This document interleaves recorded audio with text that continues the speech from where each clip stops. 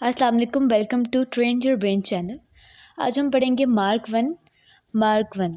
ये next successful computing machine थी जो कि स्लाइड रूल के बाद इन्वेंट हुई थी। इसको इन्वेंट किया था हॉवर्ड एकन ने इन 1944 में। इसकी टेक्नोलॉजी पिछले जो कंप्यूटर्स थे हमारे पास उससे एडवांस थी। ये क्या करता था, print out its result on punch card. ये अपना जो रिजल्ट होता था ये किस पे करता था, पंच कार्ड्स के ऊपर डिस्प्ले करता था। और इसकी जो हमारे पास हाइट थी वो 8 फीट थी, वेट इसका था 5 टन्स और ये 50 फीट लॉन्ग था और इट यूजेस 3000 इलेक्ट्रिक स्विचेस। आप सोचें फिर इसका साइज़ कितना बड़ा होगा। ये एक कमरे जितना ये साइज़ था इसका और ये 3000 इलेक्ट्रिक स्विचेस को यूज़ करती थी। मार्क 1 के बाद मार्क 2, 3 और 4 बी सुपरविजन ऑफ हॉवर्ड एकन बनी थी। ये हॉवर्ड एकन की ही टर्मिनोलॉजी को यूज़ करते हुए मार्क 2, 3 और 4 बनी थी। इसके बाद हम पढ़ते हैं high performance computing HPC। HPC आजकल डाटा सेंटर्स में यूज़ होता है फॉर फास्ट डाटा प्रोसेसिंग। ये यूज़ करता है पैरेलल प्रोसेसिंग। पैरेलल प्रोसेसिंग क्या होता है कि बहुत सारे काम एक साथ हो रहे होते हैं इसके अंदर। इसके बाद हमारे पास है क्लाउड कंप्यूटिंग। ये यहाँ पे बहुत शॉर्ट कट के लिखा हुआ है लेकिन आप हायर क्लासेस में इसके बारे में और ज़्यादा पढ़ेंगे। ये क्या है कि आप अपना सॉफ्टवेयर ख़रीदने के बजाय गूगल या किसी और जगह पे अपना डाटा को स्टोर करवाते हैं। आपको कोई अपनी हार्ड डिस्क नहीं ख़रीदनी पड़ती, जो आपका डाटा होता है वो नेट पे रखा जाता है। इसके बाद हमारे पास है टॉपिक जनरेशंस ऑफ कंप्यूटर। सबसे पहले मैं थोड़ा सा इंट्रो दूंगी। There are basically 5 generations of computer. हर कोई एक दूसरे से अलग है। पहले में जो टर्मिनोलॉजी यूज़ हुई थी वो दूसरे में उससे एडवांस यूज़ हुई है। सबसे पहले हम पढ़ते हैं फर्स्ट जनरेशन कंप्यूटर्स। इसका जो एरा था, टाइम पीरियड था, वो 1940 से 1956 तक था। इसमें क्या यूज़ हुआ था, वैक्यूम ट्यूब यूज़ हुआ था, जिसकी वजह से इसकी जो स्पीड थी वो बहुत स्लो थी और इसका जो मेमोरी था, जिसमें डाटा मेमोरी जो होती है जिसमें हम डाटा स्टोर करते हैं, वो भी उसकी कैपेसिटी भी बहुत कम थी। और जो फर्स्ट जनरेशन के कंप्यूटर थे उनका साइज़ भी बहुत बड़ा था। ये क्या यूज़ करते थे, वैक्यूम ट्यूब यूज़ करते थे। और क्योंकि इनका साइज़ बड़ा था तो ये ज़्यादा हीट जनरेट करते थे, इसलिए इसके अंदर क्या करते थे, हम एयर कंडीशनर को यूज़ करते थे ताकि इसका जो टेम्परेचर है वो नॉर्मल रहे। लेकिन इसको रिपेयर करना और इसको मेंटेन रखना एक बहुत मुश्किल काम था। फिफ्थ जनरेशन के जो कंप्यूटर थे वो बहुत एक्सपेंसिव थे, हर कोई इसको नहीं ख़रीद सकता था। ये बहुत ज़्यादा पावर को यूज़ करते थे और जनरेट करते थे बहुत ज़्यादा हीट। इसका जो इनपुट था वो बेस था पंच कार्ड्स के ऊपर और आउटपुट हम इलेक्ट्रिक टाइपराइटर के थ्रू हमें मिलता था।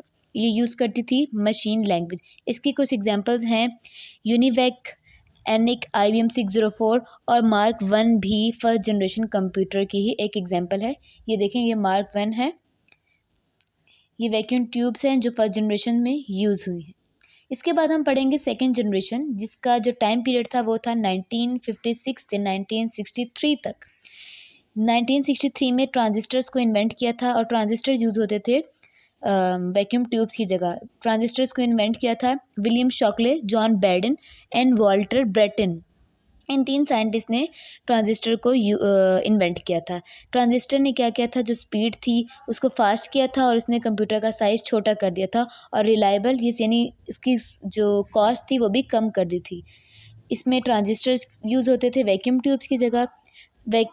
वैक्यूम ट्यूब का यूज़ की वजह से जो कंप्यूटर थे वो रिलायबल हो गए थे और चीप भी हो गए थे, यानी आम लोग भी इसको ख़रीद सकते थे। सेकेंड जनरेशन कंप्यूटर यूज़ करते थे punch cards, magnetic tapes, magnetic disk और प्रिंटर्स। और इसमें यूज़ होती थी असेंबली लैंग्वेज। और इसमें जो लैंग्वेजेस यूज़ होती थी हाई लेवल प्रोग्रामिंग लैंग्वेजेस, वो थी फोर्टन और कोबल। इसके कुछ एग्जांपल्स हैं IBM 7030, यूनिवैक 2 और बहुत यहाँ पे और भी लिखी हुई हैं। इसके बाद हम पढ़ते हैं third generation computers. Third generation computer use करते थे IC चिप, इंटीग्रेटेड सर्किट्स। जब ये इन्वेंट हुए थे तो इसने कंप्यूटर का साइज़ और छोटा कर दिया था और इसको सस्ता कर दिया था। इससे जो प्रोसेसिंग थी डाटा को स्टोर करने की वो थोड़ी ज़्यादा हो गई थी।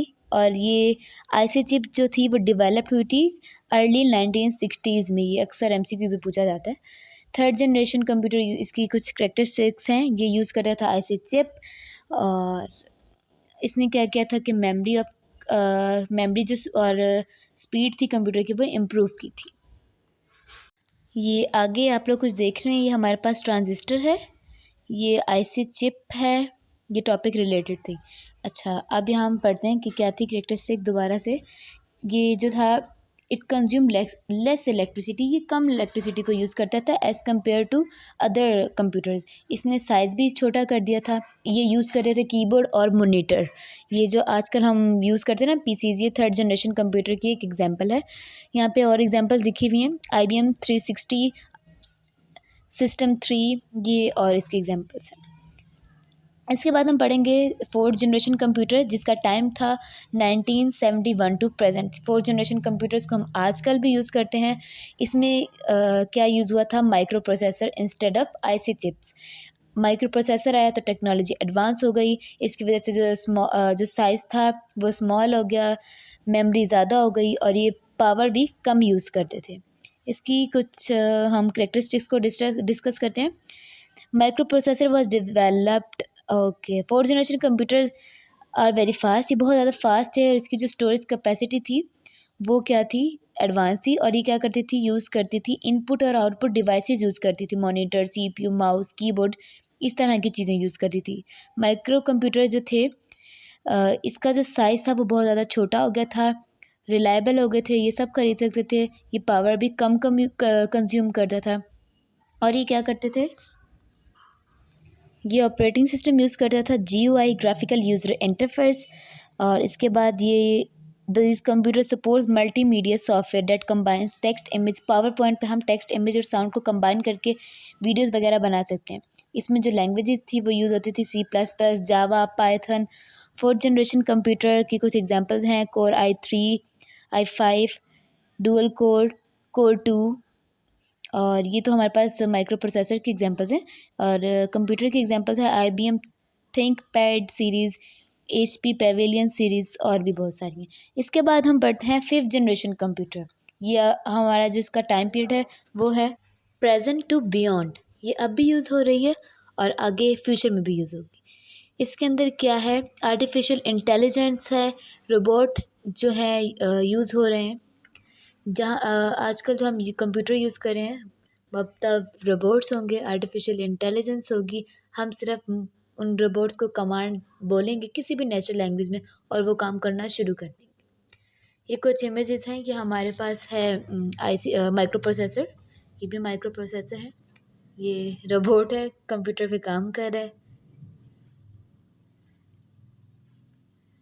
इसके बाद हमारे पास है types of computer. There are 3 types of computer, analog computer, digital computer, hybrid computer. सबसे पहले हम पढ़ेंगे एनालॉग कंप्यूटर।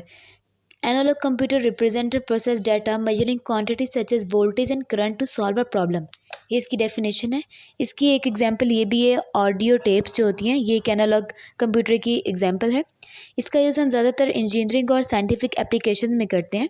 इसकी जो एक्यूरेसी होती है वो कम होती है as compare to digital computer, लेकिन इसकी जो स्पीड होती है वो फास्ट होती है। It mainly consist of electrical devices such as resistors, capacitor, transistors.